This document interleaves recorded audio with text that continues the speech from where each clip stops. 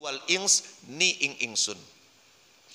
Ini menurut pendapat yang mu'tamad, lamnya liya'budun itu adalah lamul aqibah. Al ayata nyempurnaaken sapa sampeyan ing ayat.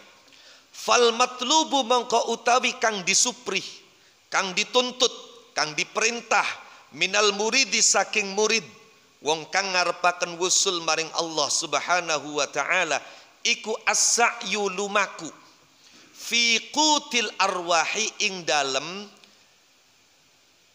panganan pikuatane piro-piro roh. Wa huwa utawi qutul arwah iku zikrul maula eling maring bendara, yakni Allah Subhanahu wa taala. Wa fi'lu ma lan nglakoni perkara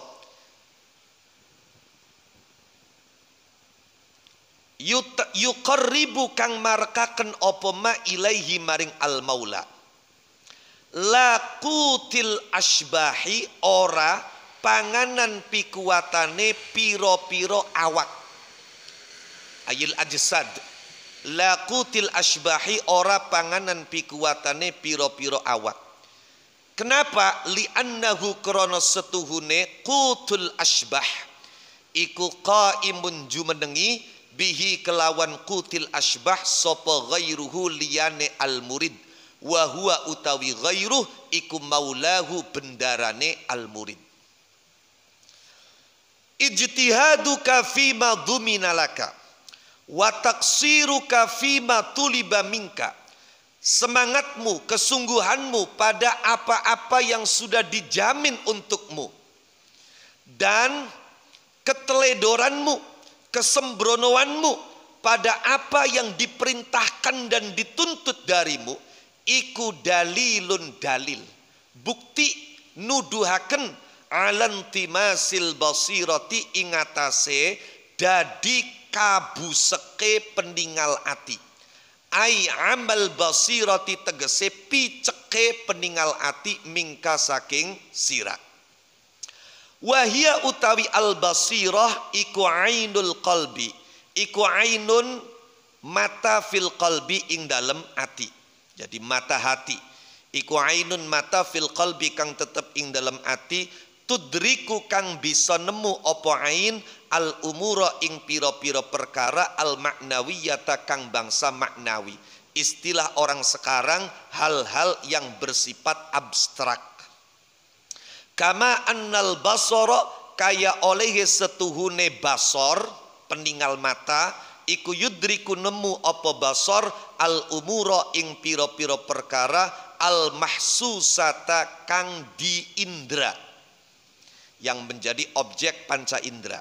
Wa fi ta'birihi lan iku tetep ing dalem gawe tembunge Imam Ibni Athaillah As-Sakandari rahimahullah bil ijtihadi kelawan lafaz ijtihad, ijtihaduka iku isyaratun utawi isyarah, isyaratun utawi isyarah ila anna talabar rizqi maring setuhune luru rizki min ghairi ijtihadin saking tanpa nemen-nemeni iku la ba'sa oranana bahaya iku maujud bihi kelawan talabir rizqi lil muridi kedue murid.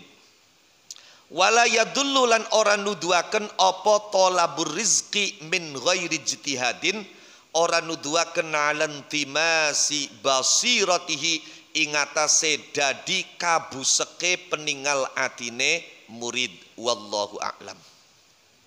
Bismillahirrahmanirrahim. Setelah pada hikmah yang sebelumnya kita diperintahkan untuk merehatkan hati ini, jiwa ini dari mengintervensi, campur tangan pada apa-apa yang sudah ditangani oleh Allah Subhanahu wa ta'ala. Maka hikmah kali ini lebih tegas. Beliau Al-Imam Ibn Athaillah As-Sakandari mengatakan bahwa ijtihaduka fima dumina laka wa taqsiruka fima tuliba minka dalilun alan timasil basirati minka. Kita buat kata kuncinya dulu. Jadi begini, ada sesuatu yang sudah dijamin oleh Allah Subhanahu wa taala. Itu yang pertama. Kemudian ada sesuatu yang diperintahkan atau dianjurkan oleh Allah Subhanahu wa taala. Jadi hunaka syai'an, syai'un madmun wa syai'un matlub. Ada sesuatu yang dijamin oleh Allah, ada sesuatu yang diperintahkan, dianjurkan oleh Allah Subhanahu wa taala. Jangan sampai sebagai muridil akhirah, sebagai salik thoriqil akhirah, sebagai orang-orang yang berjalan untuk bisa sampai ke Allah Subhanahu wa taala, kita membalik keadaan ini. Jangan sampai sesuatu yang sudah dijamin oleh Allah, wekel, semangat, jungkir malik, niba banting. Tapi sebaliknya, apa kang diperintah, apa kang ditugasaken santai bae, bahkan kadang oraya, orang bo, kadang kiyeng, kadang beli. Aja diwalik. Jadi anak kang wis dijamin, anak kang diperintah. No. Mestinya semangat kita, kesungguhan kita itu kita arahkan pada apa yang tidak dijamin, tapi yang diperintahkan oleh Allah Subhanahu wa taala. Apa sing wis dijamin, beli kudu nemen-nemen. No. Aja sampai diwalik.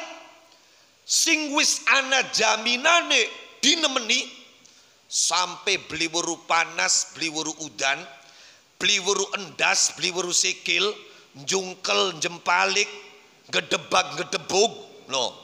Tapi apa kang diperintahkan malah beli. Kalau ini yang terjadi, maka ini bukti bahwa mata hati kita telah buta, mata hati kita telah tertutup. Coba saja kita pikir ya, jangan menggunakan nafsu. Tanggalkan dulu nafsu kita, lepas dulu kepentingan kita, kita analisa secara objektif, secara sportif. Coba, ada dua hal. Yang pertama sudah dijamin. Kemudian yang satunya lagi tidak jaminan, tapi diperintahkan. Kula gawe contoh sing gampang, misale bocah santri. Bocah santri niki karo wong tuae dipondokaken diomong, wis cung pokoke sira ora usah mikir, mangan anggal dinae, jajan anggal dinae, sangu bulanane, kebutuhan kitab lan apa porae kabeh tanggung jawab bapak. Sing penting tugase sira ning pondok ngaji belajar ngapalaken berjamaah. Berarti kan ada dua hal. Yang satu jaminan, yang satu perintah. No. Kira-kira logis tidak? Waras tidak? Kemudian ketika di pondok, anak setiap hari, setiap jam, setiap saat yang dipikir sangu. Tidak pernah memikirkan belajar, tidak pernah memikirkan menghafal, tidak pernah memikirkan mengaji, tidak pernah semangat jamaah, kang dipikir anggal dina sangu be padahal wong tuain jamin lan blilokan telat. Ini kan terbalik. Gitu loh. Mestinya anak itu tidak perlu berpikir makan setiap harinya, jajan hariannya, bekal bulanannya, bahkan kebutuhan-kebutuhan kitabnya. Yang mesti disemangati adalah tugas dia. Jadi ada dua hal ini. Yang pertama sesuatu yang sudah dijamin, yang kedua tugas. Tugas. Sing dijamin Beli kudu disemangati teman-teman. Tapi kang dadi tugas mestine disemangati. Disunggui.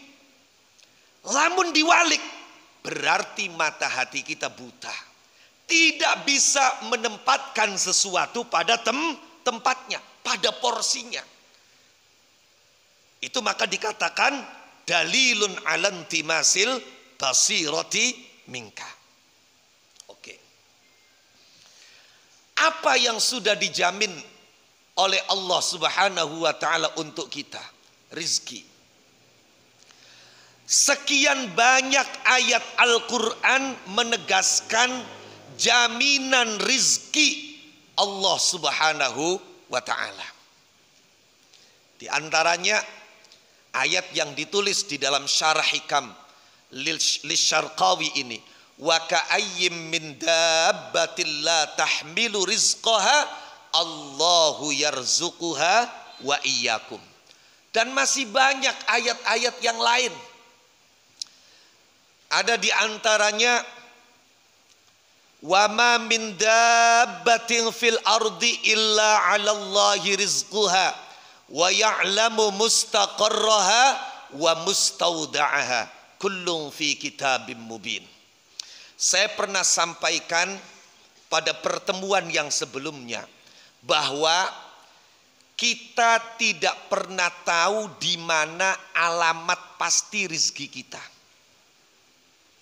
Tapi yang pasti rezeki tahu persis di mana alamat kita. Saya pernah mencontohkan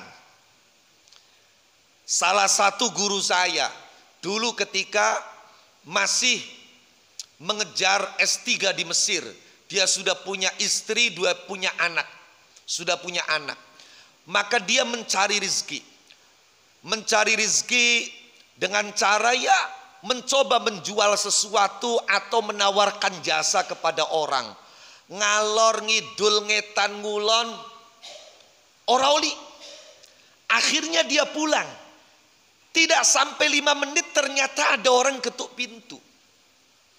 Ada orang ketuk pintu. Setelah dibukakan, orang itu mengatakan bahwa dia diperintah oleh seseorang kenalan beliau untuk memberikan uang kepadanya.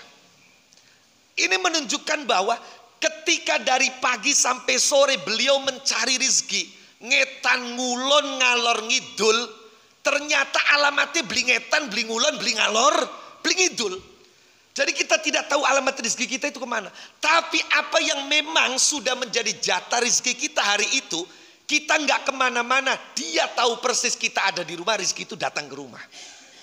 Ini loh. Coba.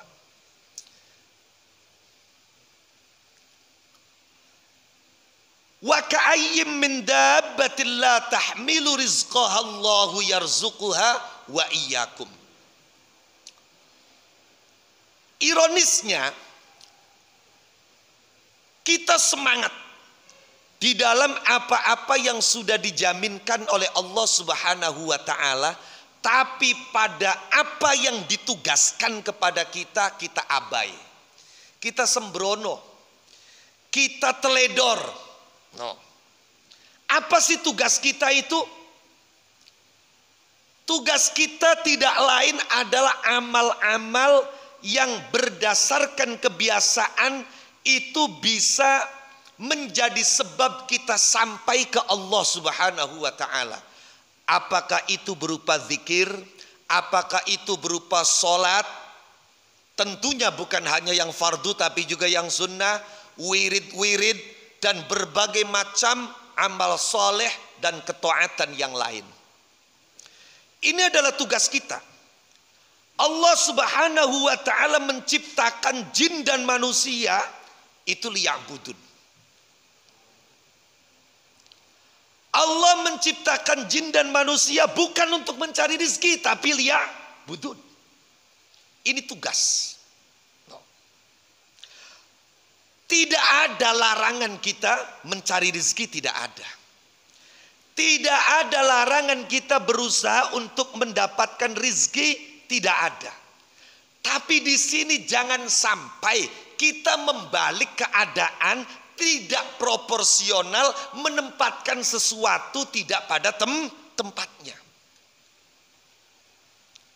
Masih mending kapan tugasnya semangat, luru rezeki semangat.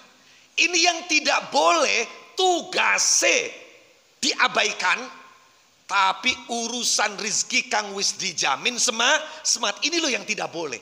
Ini yang menunjukkan, dikatakan oleh Ibnu Athaillah, berarti mata hati kita buta. Tapi kalau tugasnya dilaksanakan dengan benar, dengan maksimal, kemudian kita juga mencari rezeki, bahkan mungkin semangat tanpa mengabaikan tugas. Sebab pada hikmah yang sebelumnya itu dikatakan bahwa kita itu harus bisa membaca diri dan keadaan kita. Kita berada di makom tajrid atau makom asbab. Kalau kita di makom tajrid, maka ada etika yang harus diperhatikan. Kalau kebetulan kita berada di makom asbab, maka berarti kita harus bekerja. Kita harus al-akhdhu bil asbab. Kita harus bekerja.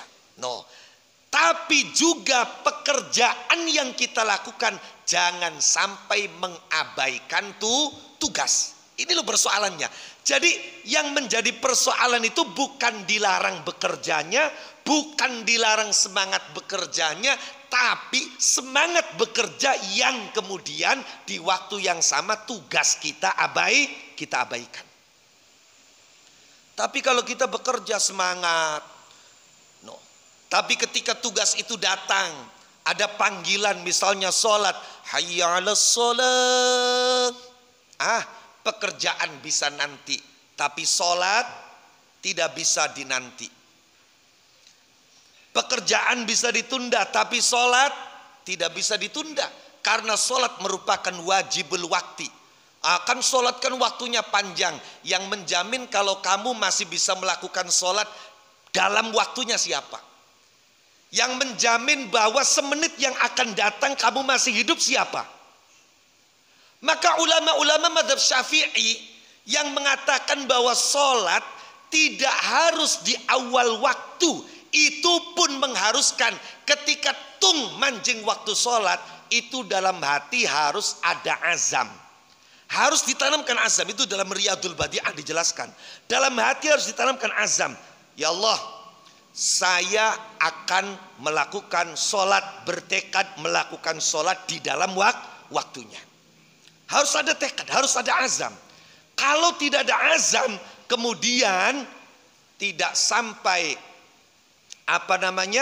kita mengerjakan sholat, kita meninggal dunia, maka kita tergolong orang-orang yang diancam melalui ayat fawailul lil musallin alladzina hum an salatihim sahun. Itu. Oke.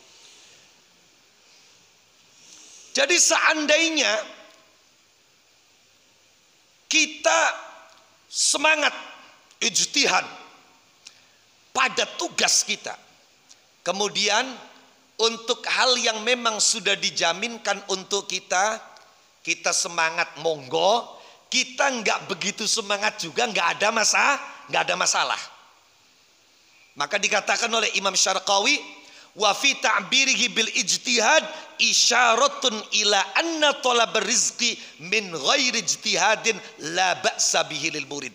Jadi mencari rezeki dengan tidak sungguh-sungguh itu nggak ada masalah. Toh itu sudah dijamin oleh Allah. Apakah dengan semangat kemudian menjadikan rezeki kita bertambah dari jatah yang sudah ditentukan oleh Allah? Lah, tidak. Coba ayo. Rizki itu takarannya, bukan hanya alamatnya loh, sampai takarannya itu sudah ada. Allah katakan kullu syai'in 'indahu bimiqdar. Apakah kemudian ketika kita mencarinya lebih awal akan membuat rizki itu bertambah? Akan menjadikan orang itu cepat kaya? Waduh, Ya tentune lamun iya kun kang dadi patokan, yakin wong sing paling sugih tukang pasir. Priben sih? Ya coba wong sejen masih turu dewe selulup ninggali coba. Kalau ukurannya itu dari yang lebih awal mencari. Kalau kemudian ukurannya itu dari semangatnya. Misalnya, dari semangatnya. Tanpa peduli peluh dan keringat yang bercucuran. Tentu kuduwe sing paling sugih tukang beca. Sing aran genjot pedal beli buru waktu, beli buru awan, beli buru bengi, beli buru udan, beli buru panas. Kalau kemudian ukurannya siapa yang paling kuat misalnya. Tentunya antara buruh dengan majikan kuduwe luwi sugi buruh. Sebab kadang-kadang majikannya krempeng, buruhnya betot-betot. Gagah-gagah, rosa-rosa. Tapi tidak. Bukan dari beratnya apa yang kita lakukan. Lamanya yang kita kerjakan. Wong kadang-kadang wong sing sugi-sugi ku pegawiane mung padu tanda tangan bae je. Ora berat ora apa. Mung kari tuding mana tuding mene bae je. Itu kan. Tapi memang dia jatahnya seperti itu. No.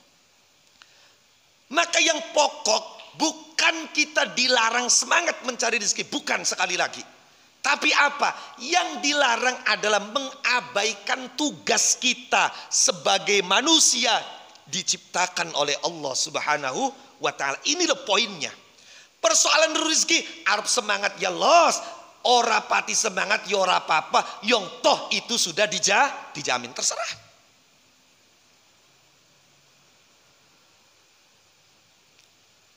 Coba, kalau kita bisa menjalankan apa yang menjadi tugas kita dengan penuh kesungguhan, maka berarti mafhumnya mata hati kita ini terbuka. Mata hati kita tersinari sebagai lawannya. No, kalau tadi mata hatinya buta, berarti lawannya mata hati kita tersinari. Orang kalau mata hatinya itu sudah tersinari, Masya Allah luar biasa. Oke, kula pen nyontoaken setunggal mawon. Dulu pada zaman Khalifah Ar-Rashidah Ats-Tsaniyah Al-Mahdiyah, pada masa Khalifah kedua, yaitu Khalifah Umar ibnul Khattab radhiyallahu anhu wa ardhah. Rasulullah sudah wafat, Abu Bakar sudah wafat. Sahabat, jangankan yang dekat, yang tidak begitu dekat pun ketika mendengar sayup-sayup suara Bilal mengumandangkan azan, maka mereka langsung diliputi kerinduan yang luar biasa kepada Rasulullah Muhammad sallallahu alaihi wasallam. Lagi rindu-rindue, tiba-tiba Sayyidina Ali bin Abi Thalib bengi ngimpi di dalam mimpinya beliau bertemu dengan Rasulullah sallallahu alaihi wasallam. Ngimpi ketemu karo Kanjeng Nabi. Ning jero ngimpi, tiba-tiba Kanjeng Nabi ngundang Sayyidina Ali. Setelah kemudian di depannya Rasulullah memberi satu butir kurma kepada sahabat Ali.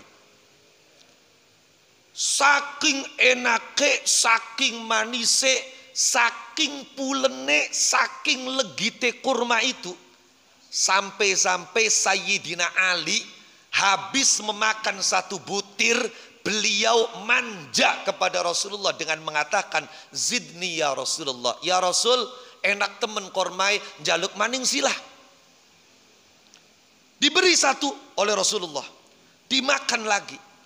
Tiba-tiba ketika korma yang kedua ini akan habis, Pas sahabat Ali nembe mangap arepan ngomong jaluk tambah, beliau dibangunkan oleh istri tercintanya Sayyidah Fatimah Az-Zahra Il-Batul radhiyallahu anha wa ardhaha wa an sairi ahli baitin nubuwah. Dibangunkan oleh Sayyidah Fatimah. Akhirnya terbangun, baru sempat makan 2 biji. Sahabat Ali itu dan juga tentunya sahabat yang lain itu kalau malam bangun kebiasaannya lanjut tahajud qiyamul lail sampai subuh.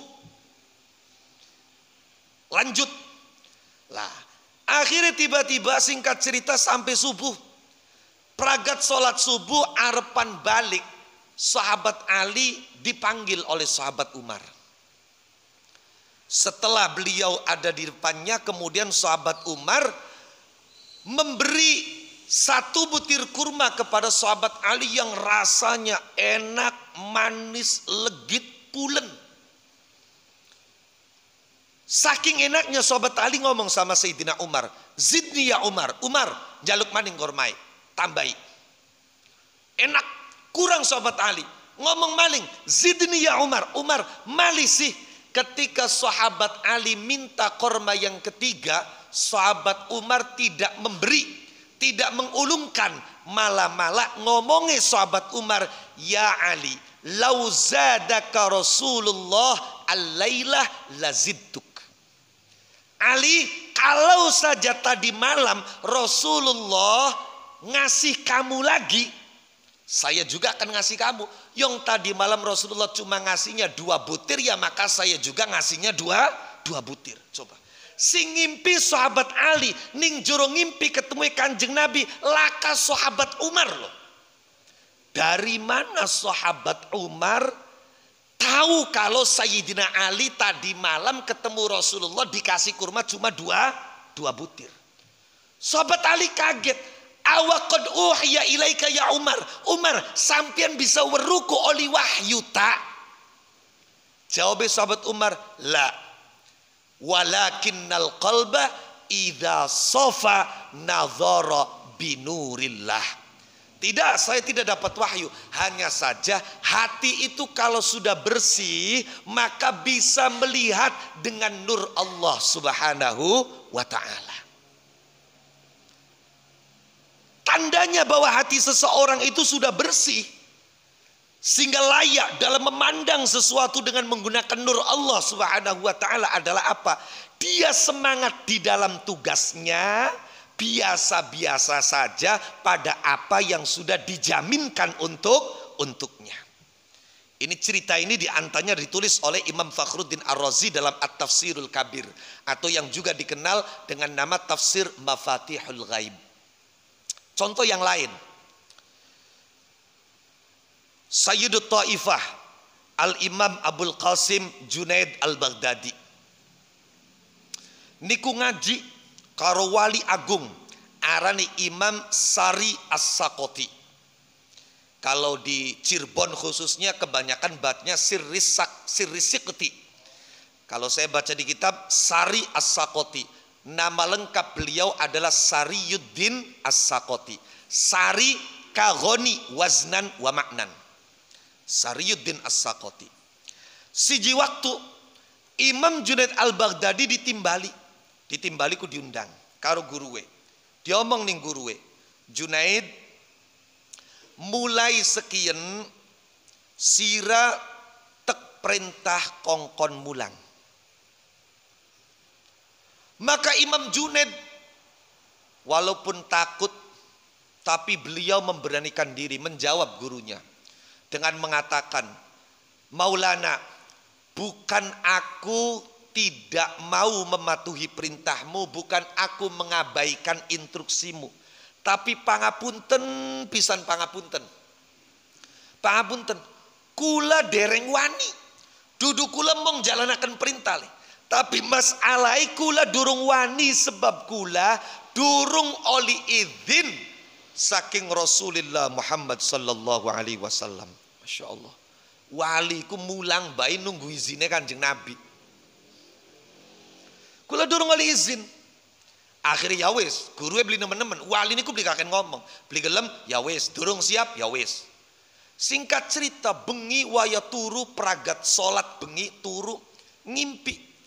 Ning jero ngimpi Imam Junaid Al-Baghdadi ditemoni Kanjeng Nabi Muhammad sallallahu alaihi wasallam. Jare Kanjeng Nabi, ya Abul Qasim alim wa qad adzintu lak. Abul Qasim mulang.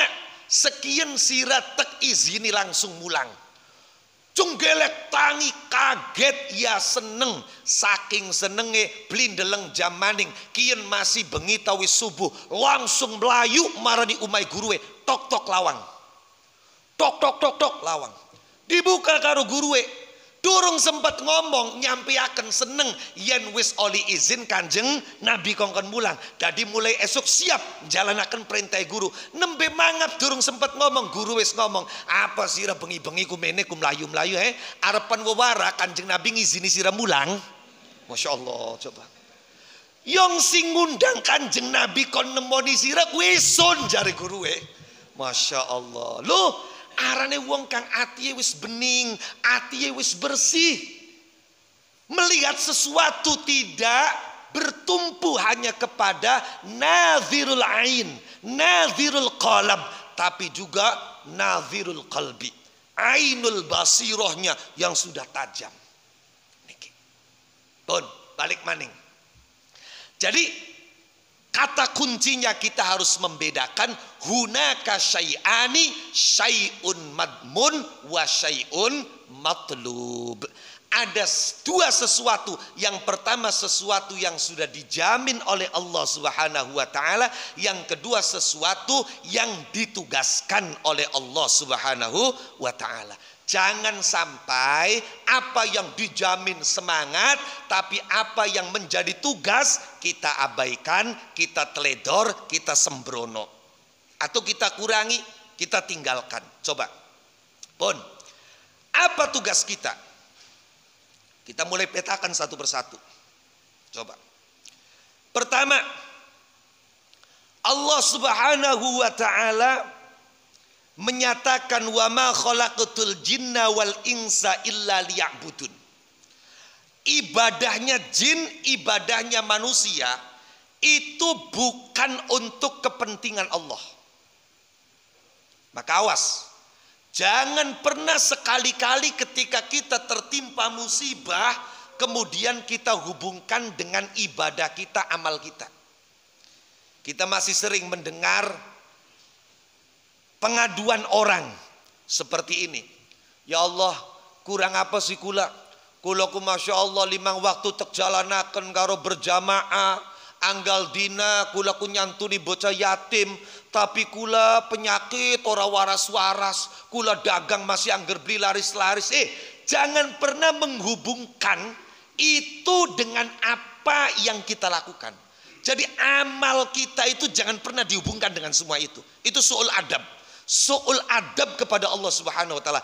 Sekali kita ngejak hitung-hitungan karo Gusti Allah, toli Gusti Allah balas, ya wis ayo hitung-hitungan, modar kula sampean kabeh.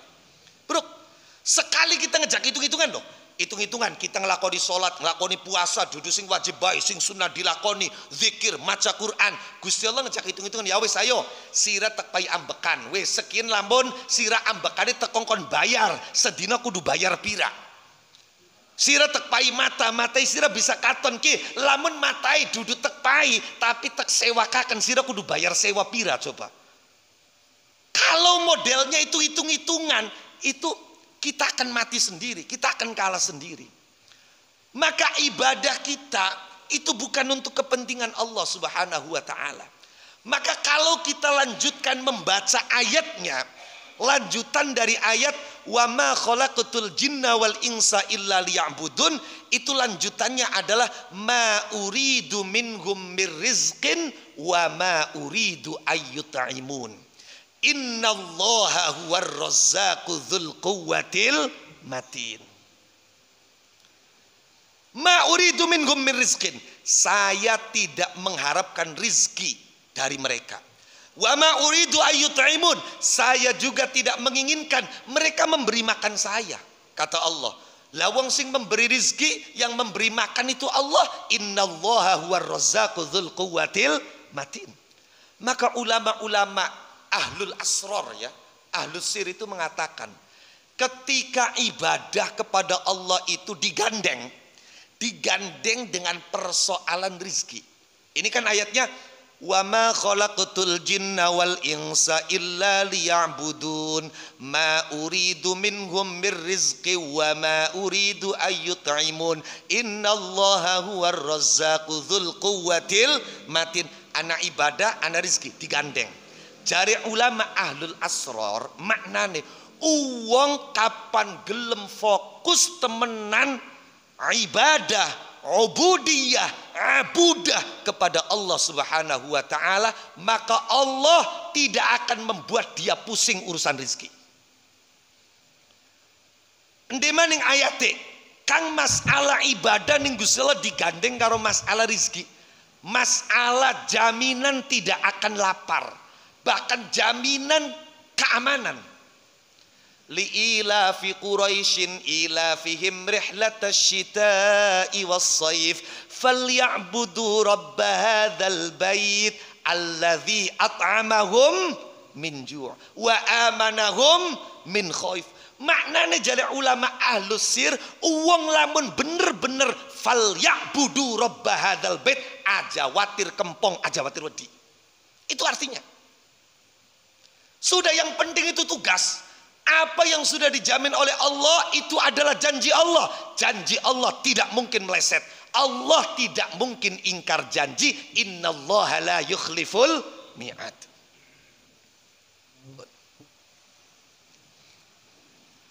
Cuman yang menjadi persoalan itu kadang-kadang justru malah realitanya berbalik. Tugas terabaikan, jaminan disemangati. Contoh kang paling real, dan ini untuk menyadarkan kita bersama. Ning Quran ana ayat mungkin perintah Gusti Allah, dawuh Gusti Allah. Ya ayyuhalladzina amanu qu anfusakum wa ahlikum naro. Perintahkan, perintah orang-orang yang beriman ditugasi oleh Allah untuk menjaga, melindungi diri dan keluarganya jangan sampai tersentuh api neraka. Siapa yang berpikir agar dirinya, istrinya, anak-anaknya jangan sampai tersentuh api neraka?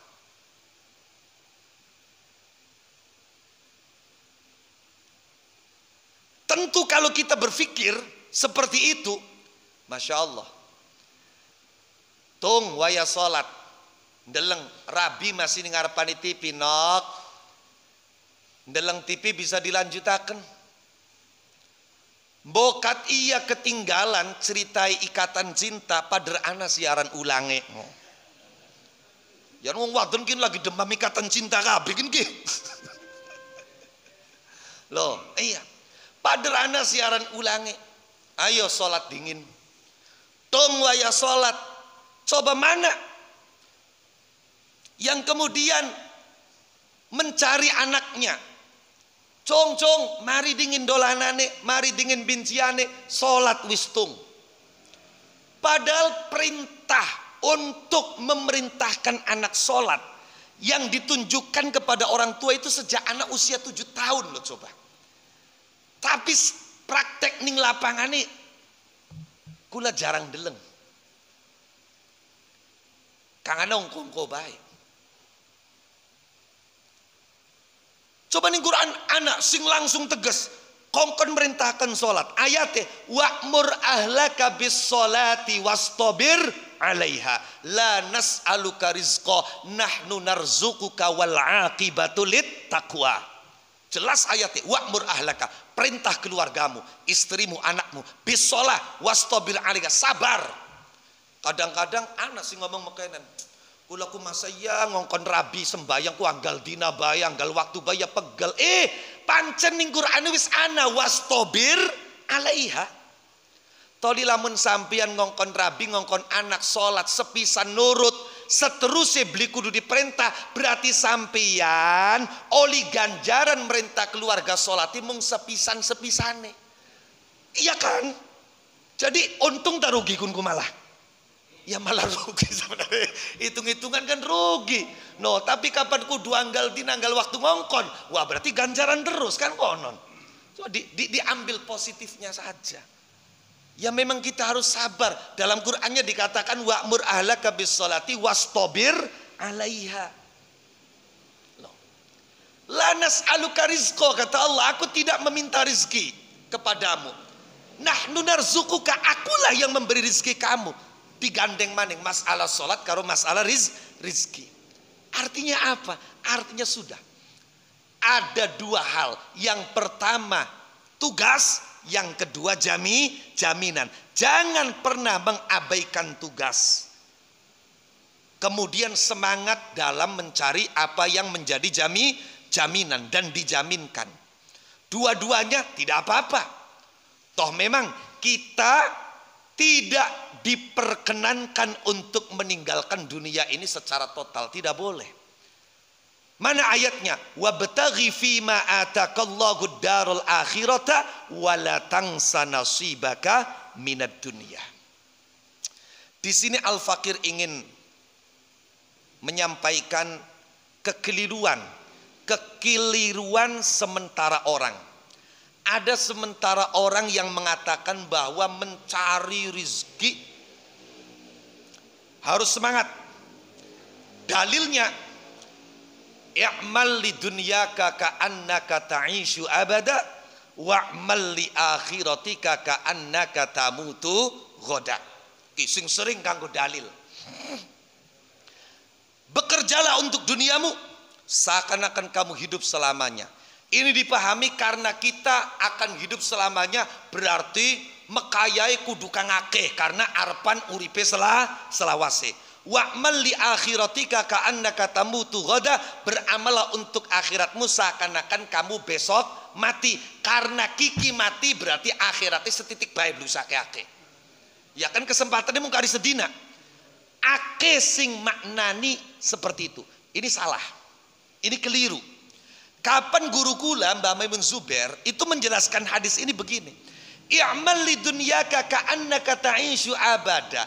Maksudnya beramal dunia itu tidak perlu terlalu bersemangat. Santai-santai sajalah. Toh kita itu nggak akan mati besok. Artinya kalau yang kita cari sekarang nggak ketemu, masih ada kesempatan besok. Besok masih nggak didapat, masih ada kesempatan besoknya lagi. Tenang baik. Tahun kin dorong sugi. Sapa weru tahun arep tenang. No, iya, tahun arep masih dorong. Yas, sapa weru tahun arep maning. Tenang baik. Jadi nggak perlu apa gitu. Santai. Tapi wa'mal li akhiratika itu justru malah semangat. Beramal untuk akhiratmu seakan-akan kamu mati besok. Artinya apa? Gunakan waktu ini betul-betul seakan-akan kamu tidak punya kesempatan kecuali hanya sekarang. Coba bayangkan, seandainya ana malaikat Israel bisiki, bebisik, Kang, sampian kiki aja kaget ya, kita repen tekam ini maning, ari kian sip tetilik kiki siar penyabut nyawa. Kira-kira doyan mangan, doyan nginum, doyan turu, doyan kelon karo rabi beli. Tidak, tentunya apa? Tentunya dia akan gunakan sisa waktu ini untuk akhirat, untuk ibadah. Jadi maknanya i'mal li dunyaka ka'annaka ta'ishu abada wa'mal li akhiratika ka'annaka tamutu ghadan. Urusan dunia ora perlu semangat berlebihan, tapi urusan akhirat perlu disemangati karena itu tugas. Oh, niku maknanya. Pun. Lah.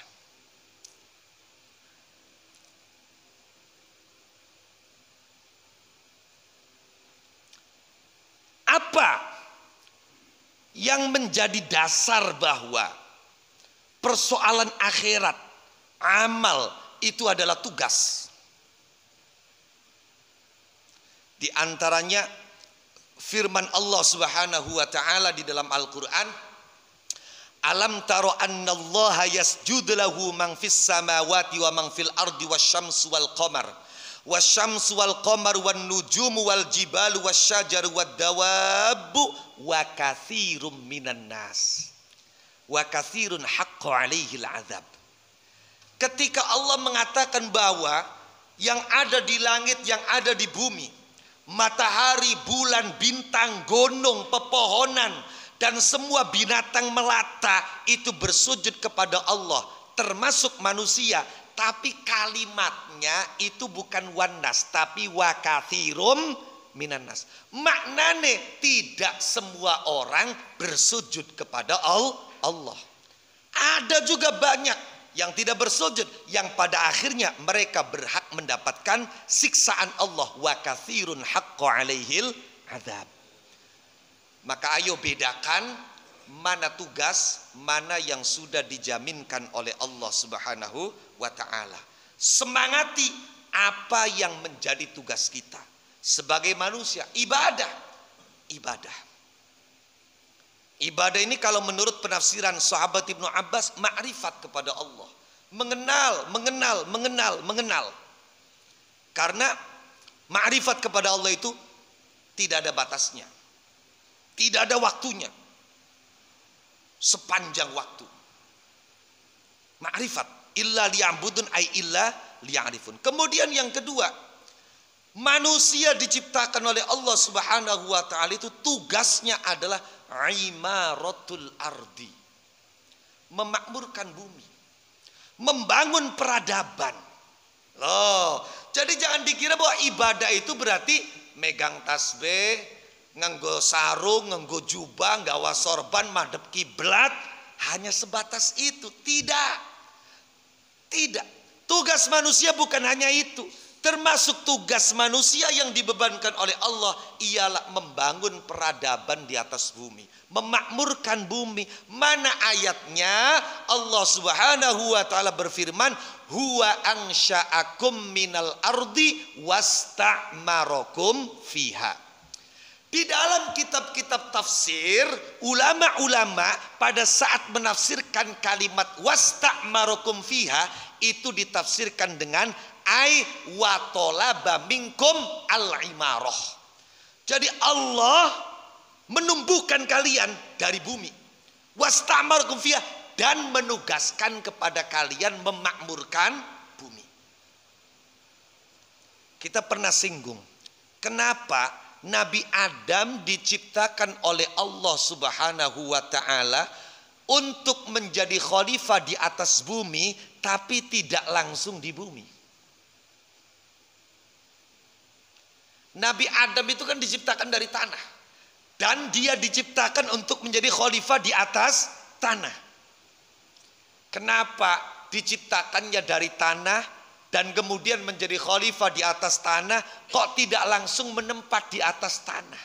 Nabi Adam malah ditempatkan lebih dulu di surga Allah Subhanahu wa ta'ala, agar bayang-bayang surga itu tertanam di dalam memori akal Nabi Adam, sehingga beliau dalam memberikan pengabdian kepada Allah itu lebih semangat karena bayang-bayang surganya ada.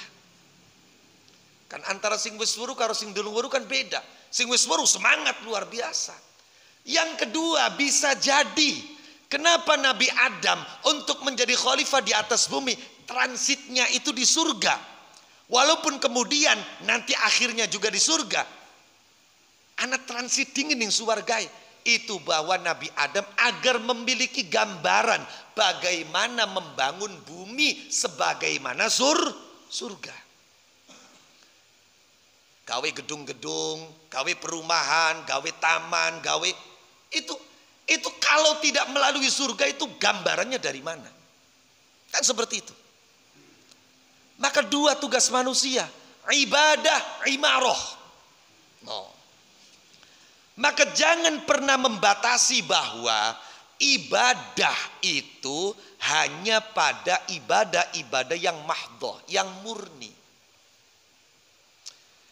Profesor Dr. Said Ramdan Al-Buti di dalam Al-Hikamul Ata'iyah Syarhun wa Tahlil, Beliau menjelaskan begini. Ismul ibadah laisa khassan bis shalah wasyam wal hajj wa ma huwa ma'rufun wa mahfuzun min ahkamil islami wa tawabi'i min nawafilil qiraat wal adhkar bal huwa syamilun likulli sa'yin yubtagha minhu at-taqarrubu ilallah. Jadi nama ibadah itu tidak spesifik khusus isinya sholat, puasa, haji, kemudian hukum-hukum Islam dan tawabi'nya yang dikenal, bacaan-bacaan sunnah, zikir-zikir, itu tidak hanya terbatas itu. Bal huwa syamilun likulli sa'yin yubtagha minhu taqarrub ilallah. Tapi nama ibadah itu mencakup semua usaha yang tujuannya adalah dekat dan untuk mendekatkan diri kepada Allah Subhanahu wa taala. Ini poinnya.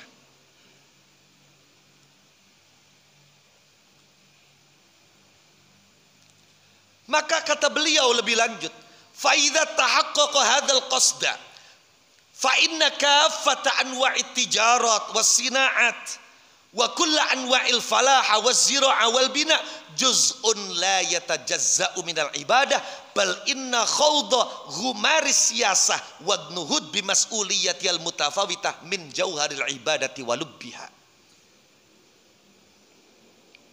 Kalau memang tujuannya adalah taqarrub kepada Allah, tujuannya adalah mardhatillah, maka segala macam perniagaan, profesi, pekerjaan, termasuk pertanian, pertanaman, arsitektur, pembangunan, itu merupakan bagian yang tidak bisa terpisah dari ibadah. Bahkan inna khawda ghumaris siyasah, terjun menyelam peta perpolitikan praktis, wanduhud bimas'uliyat, dia kemudian bangkit, ya, bangkit pada mas'uliyah, komitmen, tanggung jawabnya, itu menjauharil ibadah walubbiha, termasuk esensi ibadah. Jadi kembali, in khairan fa khairun wa in syarran fa syarrun. Tujuannya apa? Dulu Al-Fakir berpikir begini, mohon maaf, bahwa aktif di Asyasah, dunia perpolitikan itu dilakukan oleh para kiai mungkin hanya awal saja. Hanya sekedar petualangan-petualangan, mughamarah. Tapi kemudian beliau nanti akan sampai pada satu titik untuk kemudian menceraikan itu dan fokus kepada Allah Subhanahu wa taala. Jadi mungkin karena masih muda, masih apa, oke lah, itu bagian dari mughamarah, petualangan. Tapi akan ada satu timing di mana kemudian akan terjadi perceraian para ulama itu dari dunia politik. Itu dulu anggapan Al-Fakir seperti itu. Tapi kemudian anggapan ini menjadi pupus setelah melihat guru Al-Fakir sendiri, beliau sampai akhir hayatnya tidak lepas dari politik. Syekhuna, guru saya. Berarti jelas semuanya dikembalikan kepada tujuan. Kalau tujuannya adalah kekuasaan, tujuannya apalagi kepentingan pribadi, bukan memperjuangkan umat, ya maka ini jelas bukan ibadah itu, pemenuhan nafsu. Sama pekerjaan, perniagaan, kemudian pertanian, perdagangan, ini juga kembali bisa itu bagian dari ibadah, bisa juga itu bukan ibadah. Maka ada kisah diriwayatkan oleh Al-Imam At-Tabarani di dalam Al-Mu'jamus Shaghir dan Al-Mu'jamul Kabir. Ini riwayat Imam Tabarani. Kata Imam Tabarani, kharaja Rasulullah sallallahu alaihi wa alihi wasallam wa ma'ahu jam'un minas sahabah. Satu hari Rasulullah keluar diiring oleh sekelompok sahabat. Fara'au rajulan qad bakkara ilal amal. Tiba-tiba rombongan ini, Rasul dan para sahabatnya melihat ada orang pagi-pagi sekali sudah bekerja. Bakaro ilal amal. Pagi-pagi sekali sudah bekerja. Wara'au min jaladihi wa nasyatihi ma'ajabahum. Kemudian kekuatan laki-laki itu dan semangatnya dalam bekerja membuat para sahabat kagum. Semangat teman, rasa teman, wakil teman, membuat para sahabat kagum. Faqala ahaduhum, kemudian ada salah satu yang berkomentar, waiha hadza law kana fi sabilillah. Sungguh celaka sekali laki-laki ini. Andai saja kekuatan dia, semangat dia, rajin dia itu dilakukan di jalan Allah, bukan dalam pekerjaan seperti ini. Rasulullah mendengar, apa kata Rasulullah? Ketika salah satu sahabat berkomentar, waiha hadza law kana fi sabil. Apa kata Rasul? Faqala alaihi salatu wassalam, in kana kharaja yas'a ala waladin lahu sighar fahuwa fi sabilillah. Jangan begitu. Kalau dia keluar berusaha, bekerja ini demi anak-anaknya yang masih kecil, maka dia sekarang ini sedang berada di jalan Allah Subhanahu wa taala. Wa in kana kharaja yas'a ala abawaini syaikhaini fahuwa fi sabilillah. Kalau dia keluar bekerja pagi-pagi sekali ini demi untuk kedua orang tuanya yang sudah tua, yang sudah renta, untuk mencukupi kedua orang tuanya yang sudah tidak bekerja, fahuwa fi sabilillah, maka dia keluar pagi-pagi itu di jalan Allah Subhanahu wa taala. Wa in kana kharaja yas'a ala nafsihi liya'uffaha fahuwa fi sabilillah. Bahkan kalau dia keluar bekerja itu dalam rangka untuk dirinya, agar dirinya tidak meminta-minta kepada orang lain, maka dia berada di jalan Allah. Wa in kana yas'a ala ahlihi fahuwa fi sabilillah. Dan apabila dia keluar bekerja itu untuk istrinya, maka dia juga berada di jalan Allah. Tapi kata Nabi, wa in kana kharaja yas'a tafakhuron au takatsuron fahuwa fi sabilis syaiton.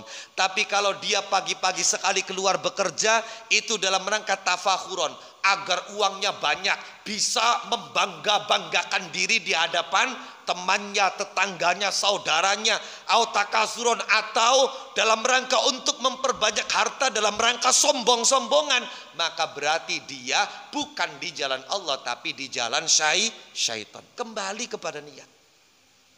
Ala kulli hal, tidak ada larangan kita bekerja. Bahkan itu adalah kewajiban kita. Kalau memang posisi kita berada di makom asbab, tidak ada larangan untuk bersemangat di dalam bekerja. Walaupun tidak bersemangat di dalam pekerjaan juga bukan larangan bagi seorang murid. Toh masalah rizki itu adalah jaminan Allah Subhanahu wa ta'ala. Yang terlarang adalah mengabaikan tugas kita.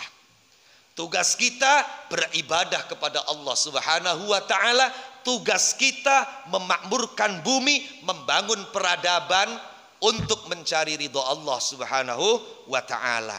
Kalau itu yang terjadi, urusan rizki semangat, tapi urusan tugas dan ibadah abai, maka ini berarti na'udzubillah summa na'udzubillah, mata hatinya telah tertutup, mata hatinya telah buta. Na'udzubillah summa na'udzubillah min dzalik. Razaqanallah nural basirah. Al-Fatihah. Bismillahirrahmanirrahim. Alhamdulillahirabbil alamin. Arrahmanirrahim. Maliki yaumiddin. Iyyaka na'budu wa iyyaka nasta'in.